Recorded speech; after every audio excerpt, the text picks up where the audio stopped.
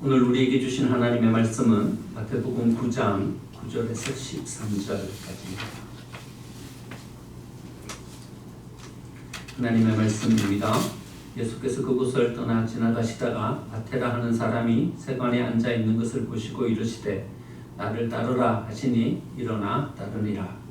예수께서 마태의 집에서 앉아 음식을 잡수실 때에 많은 세리와 죄인들이 와서 예수와 그의 제자들과 함께 앉았더니 바리새인들이 보고 그의 제자들에게 이르되 어찌하여 너희 선생은 세리와 죄인들과 함께 잡수시느냐. 예수께서 들으시고 이르시되 건강한 자에게는 의사가 쓸데없고 병든 자에게라야 쓸데있느니라. 너희는 가서 내가 긍휼을 원하고 제사를 원하지 아니하노라 하신 뜻이 무엇인지 배우라. 나는 의인을 부르러 온 것이 아니요 죄인을 부르러 왔노라 하시니라. 아멘. 옆에 계신 분들과 함께 인사 나누겠습니다. 하나님께서 우리 예배를 받으십니다. 하나님께서 우리 예배를 받으십니다. 우리가 어디서 예배하든, 가정에서 예배하든, 골방에서 혼자 예배하든, 집에서 예배하든 하나님께서 우리 예배를 받으시는 줄 믿습니다. 아멘. 예배하는 그곳에 임하시는 하나님의 은혜를 풍성하게 체험하게 되기를 간절히 축원드립니다.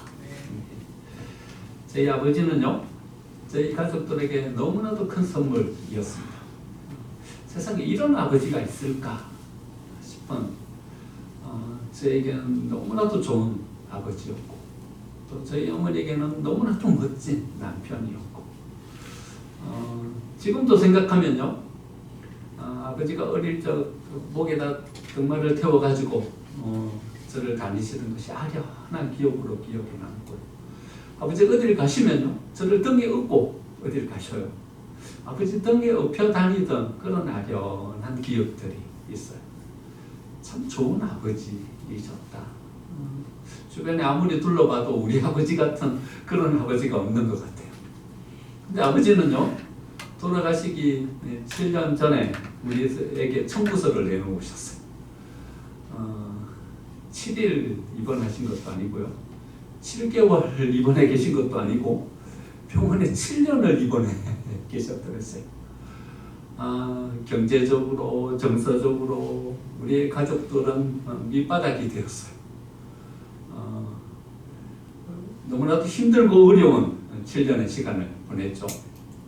그 정점에 이르렀을 때 제가 담임 목사로 나왔으니까는요, 제 다리가 후들들 했더랬어요. 참 어려운 시간들이었다 하는 생각을 해보게 됩니다. 그런데 아버지가 그래 되시기 한 3개월 전에요, 어머니랑 같이 동네에 한의원회를 갔었더래요. 어머니가 좀 편찮으셔가지고 좀 약을 좀 지어 드시면 좋겠다 싶어서 가셨는데, 그 동네에 있는 그 할아버지 한의사가 저희 아버지를 보시더니 이래 말씀하시더래요. 약을 지으러 간 건 어머니를 보고 지으러 가셨는데 말이죠, 나한테 속명샘 치고 한 서너 달만 와서 나한테 침 좀 맞으시죠. 아버지를 보시고 그러시더래요. 근데 아버지 참 이성적인 분이시셔요. 그래서 건강검진을 받으러 가셨어요. 내 몸에 좀 보기에 좀 안 좋은 데가 있는가 보다, 이런 생각하시고는 건강검진을 받으러 가셨는데, 건강검진을 받았는데 너무나도 다 좋게 나왔어요. 혈압도 정상, 장기 이상 있는데 한 군데도 없고, 또 신체 나이 그때 60대 후반이셨는데 50대 신체 나이, 그러니까 너무 건강하시고 좋으셨죠. 콜레스테롤 수치만 약간 더 높은 정도, 그 정도의 아주 건강한 검사 결과가 나왔어요. 그래서 아버지는 그냥 시골 한의사 할아버지가 괜히 그냥 쓸데없는 얘기를 나한테 했나 보다, 이런 생각하시고 그냥 넘기신 거죠. 그리고는 3개월 후에 아버지가 쓰러지셨어요. 생각하기에 아버지에게 신호가 한번 왔었다 하는 생각이 들어요. 그때 아버지가 그 신호를 붙잡았더라면 얼마나 좋았을까 하는 생각을 지금도 가져보는 거죠. 어머니도 종종 그런 말씀을 하셔요. 그때 한의사가 내가 약을 지으러 갔는데 괜히 아버지한테 그런 말씀을 하실 리가 없었다는 거죠. 뭘 보신 거죠, 그 한의사가요? 나한테 속는 셈 치고 한 서너 달만 와서 침 좀 맞으시죠. 그 말을 듣고 좀 가가지고 침을 좀 맞고 좀 그래 하셨더라면은 결과가 어떻게 달라졌을까? 뭐 그건 알 수 없는 이야기이지만 그때 신호가 왔을 때 좀 뭔가 조치를 취했더라면 얼마나 좋았을까 하는 얘기를 종종 하십니다. 우리의 삶에는 신호가 있어요. 그 신호는요 미미한 거예요. 우리가 그렇게 신경 쓰지 않아도 될 만한 어떤 그런 거예요. 그래서 우리는요 그 신호들에 별로 무게감을 실지 않아요. 그냥 넘겨버리는 거죠. 하나님도요 우리에게 신호를 주셔요. 우리에게 때로는 기다리라고 하신단 말이죠.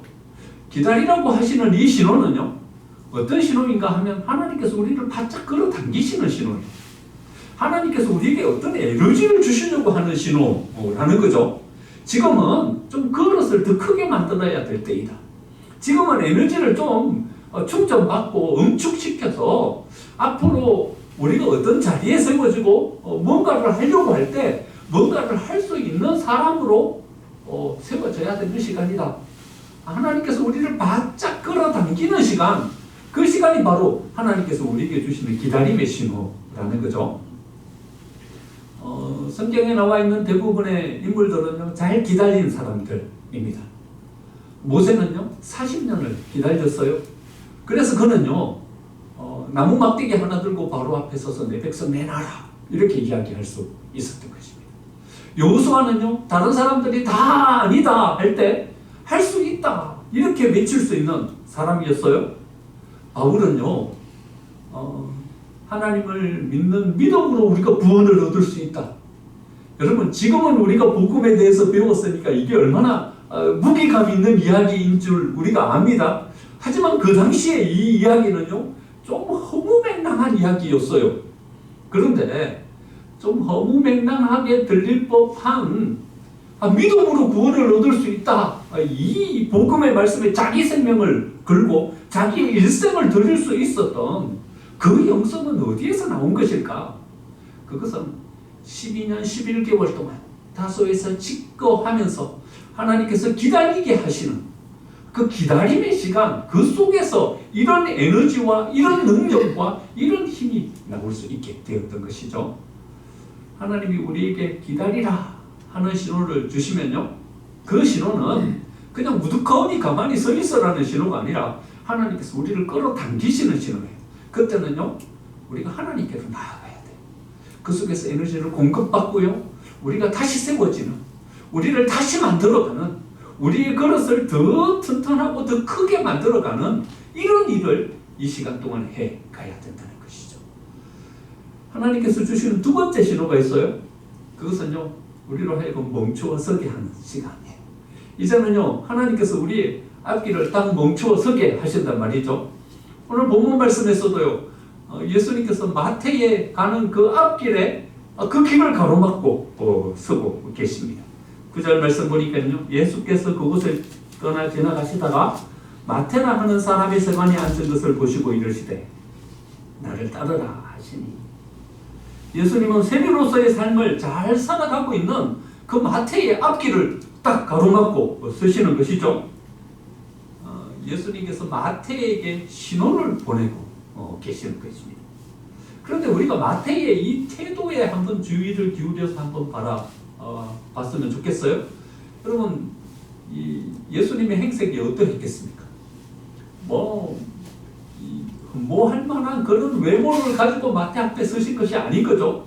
마태의 모습은 어떠했습니까? 마태는요, 세리였어요. 부자였어요. 그러니까 이번 옷이나 하고 있는 모든 모습이 예수님보다 훨씬 더 나은 모습을 하고서 있었을 것입니다. 그런데 자기보다 훨씬 더 행색이 초라한 그 예수님이 자기 앞을 딱 가로막았는데도요, 그럼 무시하고 지나가지 않은 거예요. 거기에 머물러 쓴 거예요. 자기가 나아가던 그 삶의 속도를 늦춘 거예요. 자기의 삶의 브레이크를 잡은 거예요. 그리고 그 예수님을 바라본 거예요. 여러분, 예수님이 우리의 앞길을 막아서실 때가 있는 거죠. 그때 우리는 어떻게 해야 되냐 하면요, 우리의 삶의 브레이크를 잡아야 되는 거예요. 속도를 늦추어야 되는 거예요. 그리고는 우리의 삶을 다시 한번 천천히 살펴볼 수 있는 기회를 가져야 하는 것입니다. 민수기 22장에 보면요, 선지자 발람의 이야기가 나옵니다. 모압 왕 발락이요, 이름이 비슷해요. 왕의 이름은 발락이고요, 선지자의 이름은 발람이에요. 왕 발락이 선지자 발람을 찾아갔어요. 찾아가가지고는 이스라엘을 좀 저주해달라고 그렇게 청탁을 했어요. 아니, 시골에 살아가고 있는 선지자 발람에게 왕이 찾아왔으니까는요, 여러분, 이 선지자에게 있어서는 얼마나 이게 가슴 설레이는 일인지 모르는 거예요. 그런데요, 그 발락이 내놓은 이야기가 어떤 이야기인가 하면 이스라엘을 저주해달라고 이렇게 이야기한 거예요. 여러분, 선지자의 자리는 하나님의 말씀을 들고 서야 되는 자리인 거죠. 그런데 발락이 와가지고 청탁을 하는 거예요. 이스라엘을 저주해달라. 그런데 자기는 하나님의 말씀대로 행해야 되는 사람인 거예요. 이 두 이야기 속에 딜레마에 빠지게 되는 거예요. 그런데요, 자기가 서야 될 그 자리를 보니까 왕이 와갖고 자기한테 어떤 부탁을 하면서 네가 은을 요구하든 금을 요구하든 어떤 것을 요구하든지 내가 너에게 다 주겠다, 이렇게 이야기하니까 이 마음이 우쭐해진 거예요. 그래서 선지자 발람이 타협점을 찾은 거예요. 당신의 말을 따라서 내가 가겠습니다. 하지만 나는 하나님이 주시는 말씀대로만 기도할 것입니다. 절묘한 타협점을 찾은 거죠. 이 왕 앞에서 자기가 우쭐해진 자리도 찾고 하나님 앞에서 선지자의 어떤 모습도 잃지 않고 적당한 타협점을 찾은 거예요. 하지만 우리가 잘 기억해야 될 게 있어요. 여러분, 이 길은요, 하나님께서 원하시는 길이 아니었어요. 우리는요, 적당하게 타협점을 찾아가지고 내 자리도 세우고 내 체면도 좀 사람들 앞에 세우고 내가 가질 것도 좀 가지고 그럴 자리를 우리는 찾는 거죠. 그런데요, 가서는 안 될 자리에는요 가면 안 돼요. 여러분 꼭 기억하셔야 돼요. 우리는요, 이 우쭐해진 마음 때문에요, 내가 거기 가가지고 좀 얻을 것이 있겠다 싶은 이 마음 때문에요, 가서는 안 될 자리에 자꾸 가는 거예요. 그러면 가서는 안 될 자리에 발람이 나아가니까 하나님이 어떻게 하시는 거예요? 그 길을 가로막고 서는 거예요. 나귀를 타고 가는데요, 나귀가 이 길을 잘 가다가 길을 가는 길을 제대로 가지를 못하고 부두마추로 이 나귀가 들어가 버리는 거예요. 이 나귀가 왜 이래? 하면서 위에 타고 있던 발람이 이 채찍질을 해갖고 다시 길 위로 올려놨어요. 올려놨는데 그 포도원 길은요, 양쪽에 벽이 있는, 담이 있는 좁은 길이었어요. 이 나귀가 채찍질을 하니까 어쩔 수 없이 가긴 가는데 이번에는 한쪽 귀퉁이로 막 이렇게 기대고 서가지고요, 그 선지자 위에 타고 있던 발람의 발이 그 벽 사이에 다 상해 버리게 되는 거예요. 내려가지고 막 화가 난 발람이 이 나귀에게 채찍질을 했어요. 그럼 발람은 뭘 못 본 거예요?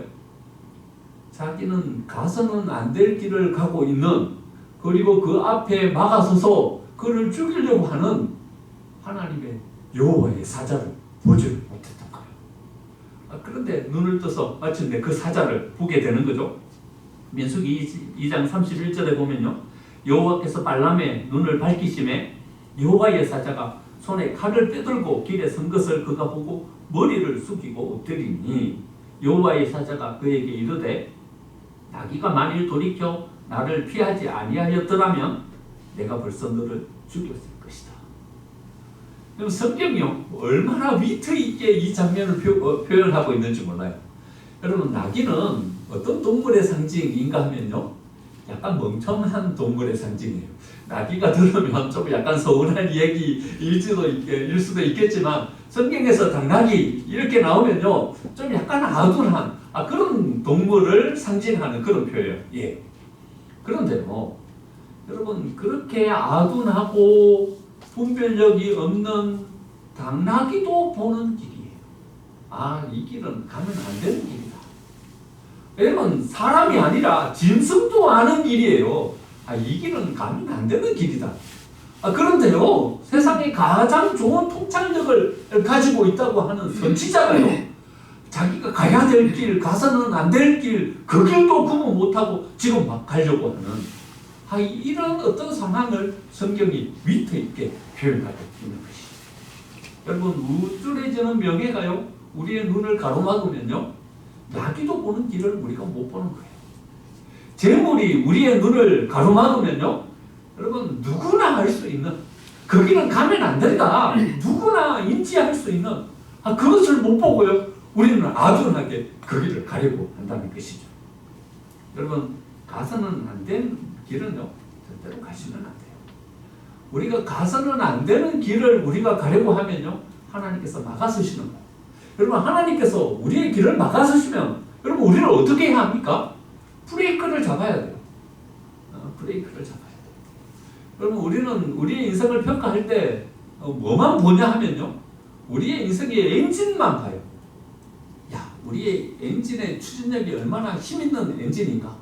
그래서요 더 나은 학력을 가지려고 하고요 더 뛰어난 능력을 가지고 다른 사람을 압도하는 그런 어떤 힘을 가지려고 하고요 그래서 다른 사람들보다 더 빨리 더 멀리 더 높은 자리에 올라가려고 애쓰는 거죠. 여러분 근데 이거 아세요? 이런 출력을 경쟁하는 차들은요 다 그만한 차들이라는 거예요. 네. 세상에 우리가 타고 다니는 그만한 차들은요 100m를 몇 초 안에 빨리 도달할 수 있냐 이거 경쟁하는 거예요. 출력을 경쟁하고요 엔진을 경쟁해요. 그런데요 여러분 포르쉐는 뭘 경쟁하는 줄 아세요? 제동력을 경쟁해요. 이미요 출력은 모든 사람들 모든 다른 차들보다 훨씬 더 뛰어나요. 그래가지고 이제는요 뭘 경쟁하냐 하면요 200km로 달리다가 멈추어서는데 몇 초 걸리는가 이걸 경쟁하는 거예요. 여러분 빨리 달릴 수 있는 것은요 뭐 때문에 빨리 달릴 수 있는가 하면요 뛰어난 제동력이 있기 때문에 빨리 달릴 수 있는 거예요. 만약에 브레이크가 없는 차가 200km로 달린다면 어떻게 되겠습니까? 어떻게 될까요? 그것은 말할 필요도 없는 거죠. 그 끝은 사고로 이어지는 거죠. 차 다 망가지고요. 그 안에 타고 있는 사람 큰 부상이 있게 되는 것이고요. 여러분 제동력이 얼마나 중요한지 몰라요. 여러분 우리의 인생에 있어서도요. 브레이크를 잡는 제동력이 정말 중요한 거예요. 우리의 인생이 질주하는 도로만 있습니까? 아니요. 코너링을 해야 되는 도로도 있어요. 여러분 직진하는 도로만 있습니까? 아니요. 유턴해야 되는 도로도 있어요. 턴해서 방향을 바꿔야 하는 곳도 있는 거예요. 여러분 그렇게 하려면 어떻게 해야 돼요? 잘 멈추어 설 수 있어야 되는 거예요. 브레이크를 밟아야 되는 거예요. 그래야 방향을 바꿀 수 있는 거예요. 그래야 우리의 삶이 유연해지는 거예요. 하나님은요 우리의 삶을 가로막으시는 거예요. 그리고는 브레이크를 잡으라고 하시는 거예요. 하나님께서 브레이크를 잡으라고 하시면요 브레이크를 잡아야 돼요. 브레이크를 잡으면요 우리는 평소에 우리가 보지 못했던 더 소중하고 귀한 것들을 거기서 발견하게 되는 것입니다. 여러분 여성 산악인 오은선 씨를 기억하십니까? 한때 뉴스에 나와가지고 센세이션을 일으켰는데 여러분 다 잊어버리셨을 겁니다. 우리나라 여성 산악인 최초로요 히말리아 8,000m 14자 등반에 성공하신 분이에요. 여러분 대단하지 않아요? 8,000m 14자 등반에 여성 최초로 성공하신 분이세요. 에베레스트와 K2를요 단독 등정에 성공하신 분이에요. 키는요 155cm밖에 안 되는 자그마한 체구예요. 이 엄청난 일을 해내셨어요. 지금 오은선 씨는 어디서 살아가고 계신가 하면요 지리산 중턱 자기 고향 마을에서 된장을 만들면서 살아가고 계셔요. 그런데 한 인터뷰 기사가 실렸어요. 오은선 씨는요 이래 이야기를 해요. 내가 히말리아 14자를 등반하면서 에베레스트를 K2를 단독 등반하면서 성공했을 때 그 기쁨과 그 행복보다 지금 마을 뒷산을 등반하는 것이 훨씬 더 행복하다 이렇게 이야기를 해요. 히말리아 14자 등반 이건 모든 산악인의 꿈이죠. 그 목표를 달성하기 위해서 그 산 정상을 향해서 질주했다는 거예요. 오직 뭐만 바라봤냐 하면요 산 정상 거기만 바라봤다는 거예요. 그러니까 주위에 뭐가 있는지 아무것도 못 봤대요. 히말리아 14자를 등반했지만 어떻게 올라갔는지 기억이 아무것도 없대요. 뭐만 기억되냐 하면요, 그 정상에 올라가서 만세하면서 사진 찍은 거 이것밖에 기억이 없는데, 뭐만 바라봤냐 하면요, 산 꼭대기만 바라봤어요. 근데 그래 살았더니 별로 행복하지가 않더래요. 근데 지금은요, 뒷산 올라가다 산 중턱 바위턱에 올라왔는데, 그럼 거기에서 바라보는 산이 얼마나 예쁜지 모른대요. 산은요, 삐쭉삐쭉 이렇게 꼭대기만 예쁜 것이 아니라요, 산 허리 둥그스름한 그 허리가 훨씬 더 예쁘다는 것을 알게 돼요. 나무를 이렇게 타고 올라가는 덩쿨, 거기 위에 핀 하나하나의 야생화가 그렇게 예쁜 줄 이제 봤대요. 한참 바위 위에 걸터 앉아서 시간을 보내고 있으면요, 산들산들 부는 바람이요, 그렇게 상쾌하고 자기를 기쁘게 할 수가 없대요. 한참 앉아있으면 산새가 와서 뒤적이면서 자기의 마음과 함께 노래를 한대요. 산 정상에 올라갔을 때는 볼 수도 없었던, 산 정상을 향해서 올라갔을 때는 알 수도 없었던 그 행복과 기쁨을 산 중턱에 앉아서 지금 누리고 있다, 이렇게 이야기하고 있어요. 그러면서 오은선 씨가 우리에게 이렇게 이야기해요. 아직도 정상만을 바라보십니까? 정상에 올라가봤자 볼 거 별로 없습니다. 오히려 산 중턱에 앉아서 느끼는 행복함이 우리의 삶을 훨씬 더 기쁘게 하고 행복하게 만듭니다. 혹시 뭔가가 우리의 앞길을 가로막아서 산 중턱에 멈추어 서게 한다면 거기에 앉으십시오. 그리고 산 중턱에서 누리는, 거기서 볼 수 있는, 거기서만 누릴 수 있는 그 행복을 누리십시오. 이렇게 이야기를 합니다.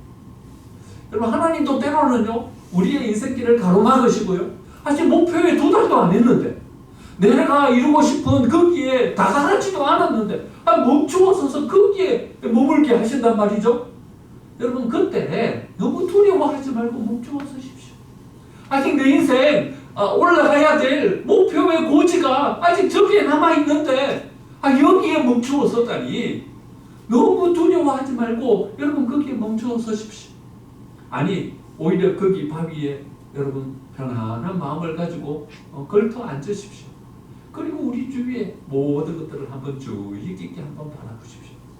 정상을 향해서 올라가느라고 신경도 못 썼던 우리의 동료들, 내가 이루고자 했던 그 목표를 성취하기 위해서 한번 관심 기울여 보지도 못했던 우리의 가족들, 우리가 멈추어 서면 비로소 보이는 것들이 있는 것입니다. 내가 놓치고 살았던 더 중요한 소중한 것들을 우리는 거기서 발견하게 되는 것입니다. 하나님은 우리에게 이렇게 말씀하고 계시는 것입니다. 산 정상에 올라가가지고 맨 꼭대기에서 우리가 얻을 수 있는 그 행복과 그 가치보다 여기 중턱에 걸터 앉아서 우리 주위를 돌아보면서 얻을 수 있는 더 소중한, 놓쳐서는 안 되는 중요한 것들이 있다고 우리에게 말씀하고 계시는 것입니다. 하나님께서 우리 앞길을 가로막으신다면 여러분 거기에 멈추어 서십시오. 두려워하지 말고 거기 바위 위에 걸터 앉으십시오. 그러면 우리의 삶 속에 허락해 주시는 더 소중한 것들을 우리는 거기서 발견하게 될 것입니다. 하나님께서 우리를 멈추어 서게 하시는 것은요, 두 번째로 우리의 목표를 다시 한번 점검하라는 사인입니다. 예수님은 세간의 안전 마태의 길을 가로막으시죠. 이 사인은요, 마태, 네가 가려고 하는 그 인생의 목표가 괜찮은 목표야? 한번 다시 점검해 봐야 되는 거 아니야? 이렇게 마태에게 사인을 보내고 계시는 것입니다. 여러분, 하나님께서 우리의 인생길을 가로막으실 때가 있는 거죠. 그러면요, 그때는요, 우리가 뭘 다시 점검해 봐야 하냐면요, 지금 내가 가려고 하는 이 목표 괜찮은 목표인가? 하나님도 기뻐하실 목표이고 내 인생의 그 끝자락에 섰을 때, 야, 내 인생 정말 가치 있는 인생이었다, 평가받을 수 있는 인생인가? 여러분, 하나님이 멈추어 서게 하신 그때에 그 목표를 한번 다시 점검해 봐야 한다는 것이죠. 여러분, 한국에는 교회도 많고요, 교회에 나오시는 분들도 많아요. 그런데 세상 사람들은요, 한국의 그리스도인들을 향하여 이제는 더 이상 그리스도인이라고 부르지 않습니다. 왜냐하면요, 자기와 별반 다를 것이 하나도 없으니까. 세상에 기쁨과 희락을 위해서 자기보다도 더 열광, 세상에 더 높은 자리에 올라가고 더 많은 재물을 얻기 위해서 세상에 사는 사람들보다도 더 열심히. 그리스도인들, 교회 다니는 사람들이 우리와 다른 점이 뭐지? 아무리 찾아봐도요, 세상 사람들이 우리를 바라보고서 우리와 다른 점을 하나도 발견하지 못하는 거예요. 그래서요, 신도라고 하지 성도라고 안 해요. 요즘은요, 그리스도인이라고 부르지 않아요. 교회 다니는 사람이라고 불러요. 여러분, 우리가 하나님 안에서 살아가면서 우리의 목표를 놓치고 있다면, 우리가 바라봐야 될, 우리가 나아가야 될 정말 가치 있는 그 목표를 놓치고 있다면 이건 큰일이지 않겠습니까? 우리의 인생이 잘못된 목표를 향해서 나아가고 있다면, 그래서 우리의 앞길을 하나님께서 가로막으신다면 우리는 우리가 나아가야 되는 그 목표를 다시 점검해 봐야 하는 것입니다. 한 번은 고향집에 가려고 내비게이션을 켜고 출발을 했는데요, 내비게이션이 올림픽대로로 인도하는 것이 아니라 강변북로로 안내를 하는 거예요. 그래서 생각하기에 이 T맵은 그 막히는 도로를 잘 이렇게 피해서 안내하잖아요. 그래서 올림픽도로가 많이 막히나 보다. 그래서 강변북로로 갔어요. 강변북로로 한참 내려가는데 이번에는 동부간선도로를 타래요. 그래가지고 그 문제가 좀 생겼나? 경부고속도로가 많이 막히나? 그래서 중부 내륙으로 구리를 통해가지고 그렇게 가면 중부 내륙고속도로로 가잖아요. 중부 내륙고속도로로 가라고 하나? 한참 가다가 좀 약간 이상한 마음이 들었어요. 그래서 속도를 늦추고 갓길에 차를 세우고서는 내비게이션을 다시 봤어요. 봤더니요, 목표지가 어디로 돼 있냐 하면요, 며칠 전에 갔던 아는 목사님, 상계동에 있는 그 목사님 집으로 이게 설정이 돼 있는 거예요. 하마터면 큰일 날 뻔했어요. 낭패를 경험할 뻔했어요. 뭘 터치를 한다고 터치를 한 것이 아마 옆에 있는 것이 잘못 터치돼가지고 그쪽으로 내비게이션이 인도를 하는 거예요. 여러분, 우리는 분명히 제대로 간다 생각하고서 가는데요, 여러분, 우리 목표가 잘못 설정되어 있을 수도 있는 거예요.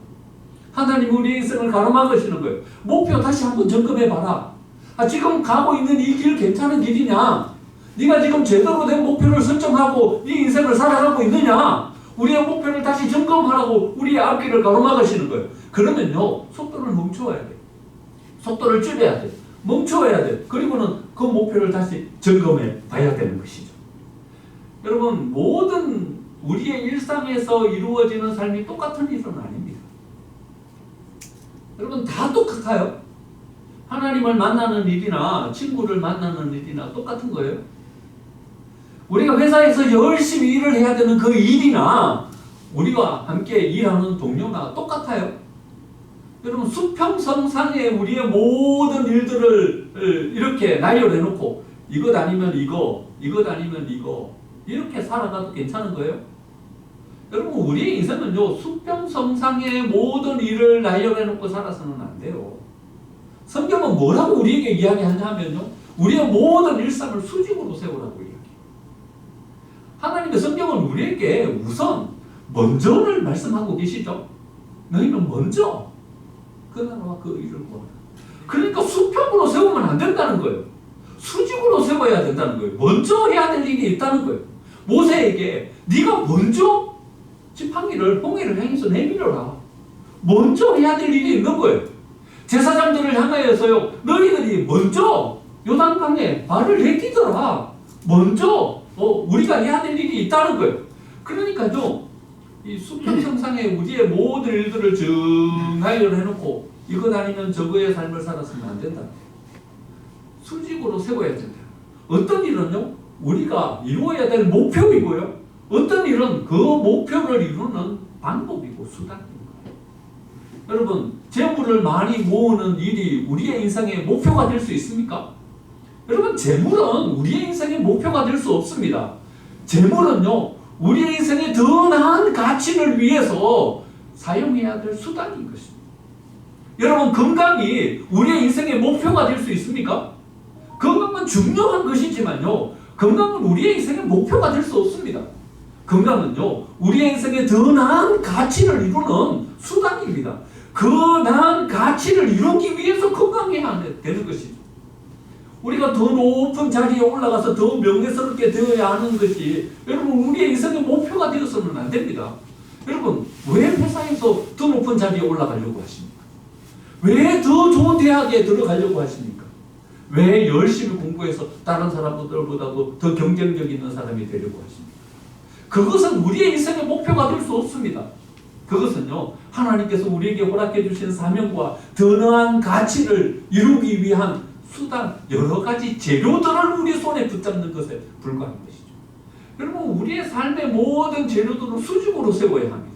더 우선해야 되는 것이 있는 것이고요, 더 나중에 해도 괜찮은 것이 있는 것입니다. 하나님은요, 우리의 삶을 막아서시면서 멈추어 서라고 하십니다. 우선순위가 뒤바뀌어 있지는 않냐? 목표가 제대로 설정되어 있냐? 우리에게 질문하고 계시는 것입니다. 멈추어 서라 하실 때 멈추어 서야 우리는 제대로 된 목표를 향해서 나아갈 수 있게 됩니다.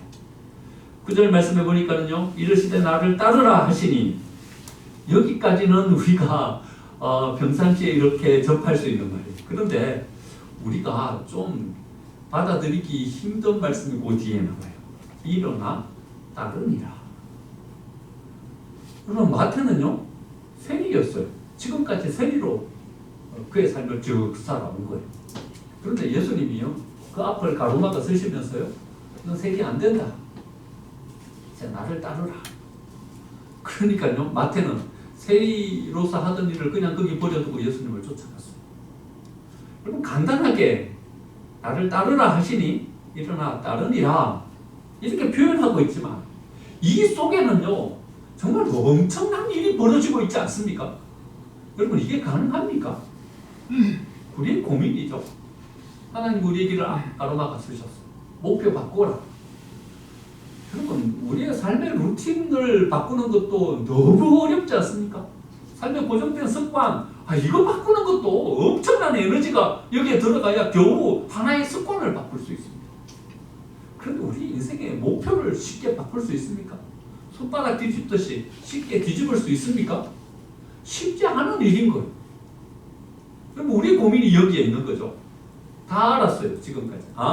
하나님이 우리의 길을 가로막으시는 것은 속도를 늦추라는 것이구나. 우리 주변에 중요한 많은 것들이 있다는 얘기구나. 하지만 속도를 늦출 수 있으십니까?